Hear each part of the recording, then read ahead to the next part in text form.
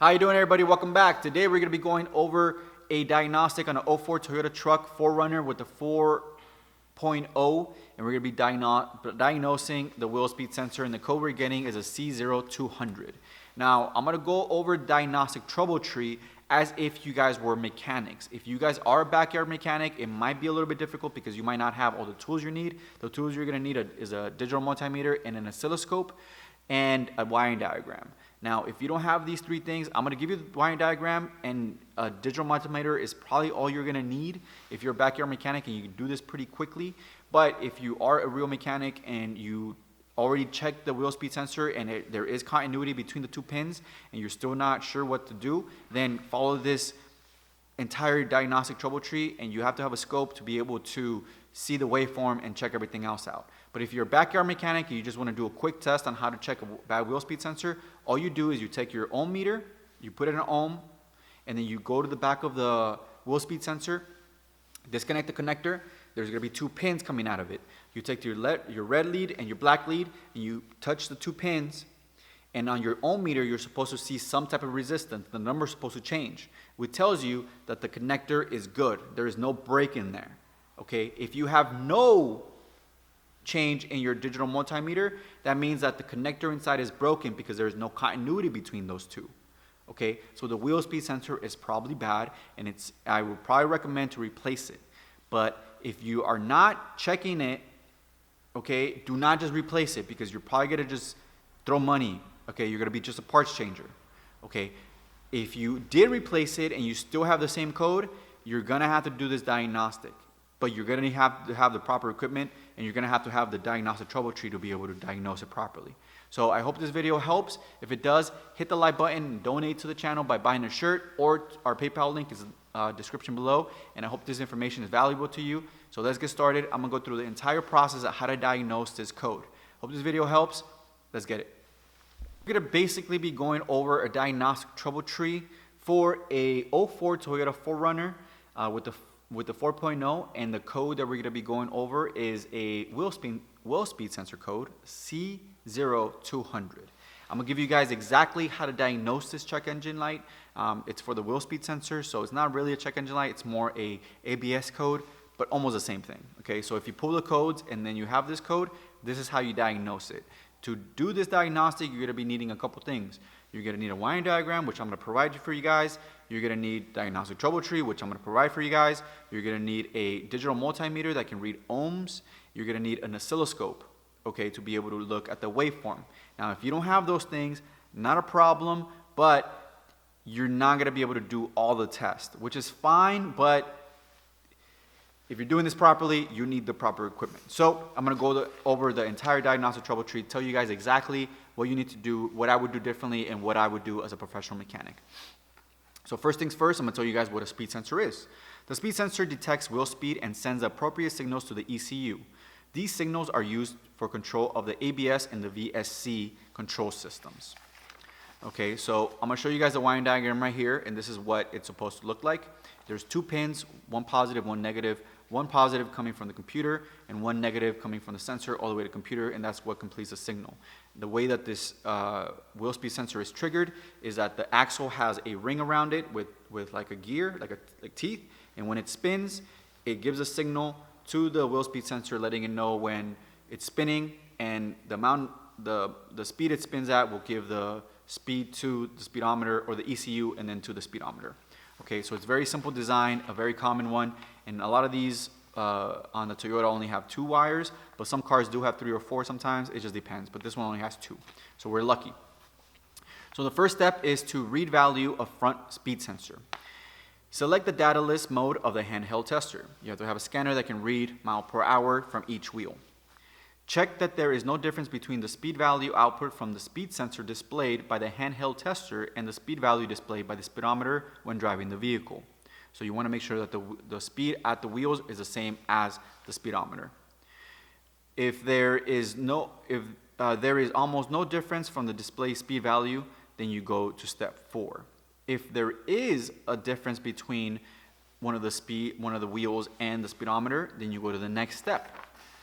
Step 2, check harness and connector at the front speed sensor and the ECU, or the back of the ECU.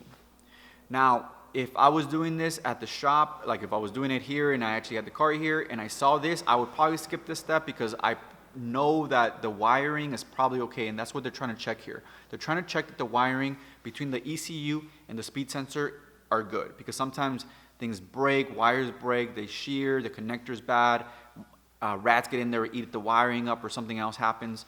But generally though, that stuff doesn't happen too often, so I would have just gone straight to the wheel speed sensor and checked that, made sure that the pickup that the wheel speed sensor uses to get the signal is good, which is the axle.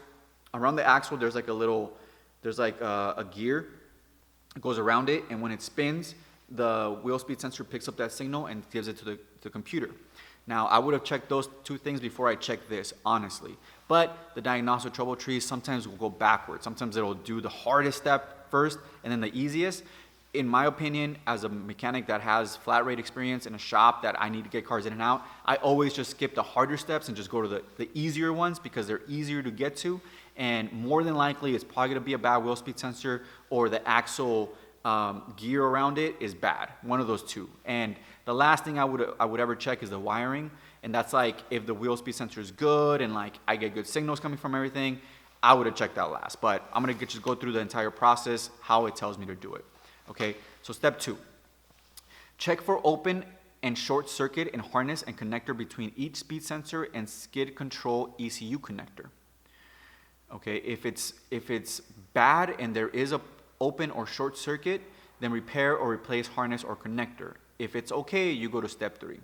Step 3 is inspect speed sensor and sensor rotator separations. Step 1, remove the skid control ECU with the connector still connected. So you remove the back of the connector of the ECU. Okay, so the connector goes in and there's like a cover behind it. You got to remove that so you can look at all the wires going inside the connector.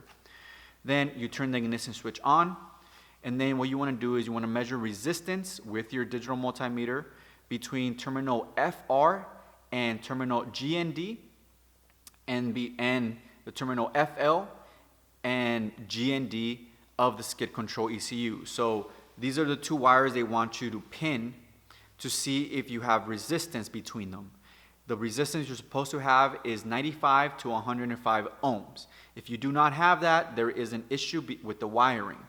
Okay, if you do have that measurement between 95 and 105 ohms, then it's okay and you go to the next step. So that's, step number 3. Okay, so the next thing they want you to check is they want you to check for a waveform. They want you to see that the actual speed sensor is reading a waveform. Okay, so again, what you want to do is connect your oscilloscope now. You take your oscilloscope and connect it to these connectors. You connect it to terminal FR and GND, and then connector FL and GND of the back of the ECU. Then you want to drive the vehicle for about 1 minute at 30 kilometers per hour or 90 miles per hour and check the signal waveform. You want to check that there are no abnormal waveforms appearing when driving the vehicle for constantly for 1 minute. If there is a discrepancy in the waveform, you'll see it right away, especially when you're speeding up.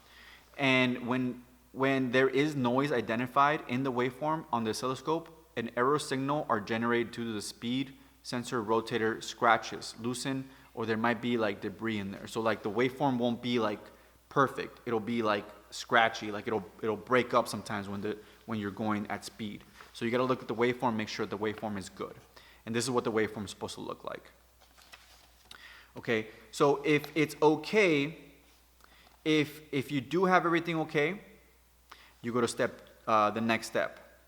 If you don't have a good reading or something like that, you gotta check and replace the back of the connector. But again, like I said, this is very uncommon, so I wouldn't even done these steps because they just take way too much time. But if I would have done everything else and I still wouldn't have found the issue, I would have came back to these steps because I more than likely would have had the issue in the connector somewhere. But like I said, I'm going through it like it shows me in the diagnostic trouble tree. Step 4, inspect front speed sensor installation. Check the speed sensor installation. So you go to the back of the connector on the spindle, and you see that, make sure that the wheel speed sensor is all the way in. If it's not all the way in, then you remove it and you put it back in properly, and you tighten down the bolt to 8 Newton meters. If it is good and the sensor is installed properly, then you go to step 5. The step 5 is inspect speed sensor tip. Remove the front speed sensor and then check the sensor tip. Make sure that there are no scratches or foreign objects on the sensor tip. If there is, then you go ahead and clean or repair the speed sensor. By repairing, they mean replace it. If it's okay, you go to step 6. So basically, if there's no damage or any debris on top of the sensor, then clean it off and put it back in. And then you keep going with the diagnostic. If there is a bunch of debris and it's scratched and it's damaged, then you replace the sensor. Okay, so step 6 is remove the drive, inspect speed sensor rotor. That's step 6, which is on the axle, the rotor that goes around it. You check that. So you remove the drive shaft and thoroughly check around the rotor. Make sure there are no scratches or foreign objects. Hint, if foreign matter is attached, remove it, and after reassembling, check the output waveform. So if there is like stuff on it, you install it back up, you hook up your oscilloscope again, and you drive it around and make sure that the waveform is good.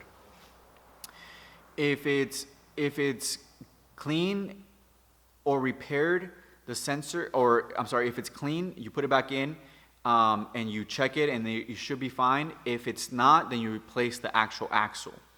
Okay? If it's okay, then you go to step 7.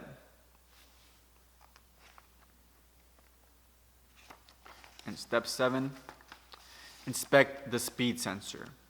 Shift the sensor in the front and in the rear and check the waveform again. So basically, they want you to swap the front ones to the back and then check the waveform again. If there is no change of phenomenon, replace the sensor rotor. If there is a discrepancy, if there is a change in the waveform on the front ones, or whichever one you're checking with your oscilloscope, then you go ahead and replace that sensor. Okay? And the inspection procedure after you replace the sensor or rotor. Start the inspection from step 1 in case you're using handheld tester, and start from step 2 in case of not using handheld tester. Start the inspection from 5 in case of C1, 2, 3, 5, and 3, 5. And well, basically what they're trying to tell you is that if you do have to do this test all over again, if you replace the sensors and you want to redo the test, you start off from step 2 and you start from step 5 if you have a different code. But basically, guys, that's how you test a wheel speed sensor. Now, for a lot of you guys that are brand new to auto repair, you might not understand anything I just said, which is fine because you guys are mechanics. But if you're a mechanic and you watch this entire video, you kind of understand what the hell I'm talking about. This is exactly how they tell me to do a diagnostic on this component. Okay, so if you follow these steps, you'll be able to diagnose this problem. Now, a lot of you guys are not going to have the equipment you need to be able to do all this. All you really need is an oscilloscope. If you have a 2-prong wheel speed sensor, you just ohm it out and make sure that it's not broken. If it ohms out and there is resistance between there, then you know that the wheel speed sensor is good, and you probably have an issue in the axle or the computer itself or the wiring going to the wheel speed sensor. If you ohm it out and there is no resistance between the 2 pins, then you know the wheel speed sensor is bad, and it probably needs to be. You know that the wheel speed sensor needs to be replaced because there is no resistance between the 2 pins. Okay, it's very simple, very easy diagnostic. I hope this video helped. If it did, please hit the like button and subscribe to the channel and join our community. Leave a comment if you have any other questions about anything on this video. And please buy a shirt from automechanicclub.com where you can support the channel. If you want to donate to the channel, go to our PayPal link in the bottom of the video and donate to the channel. I really appreciate it, guys. I hope this video helped. I know it's a little complex for a lot of you guys that are backyard mechanics, but it is what it is. Thanks so much for watching. Take care.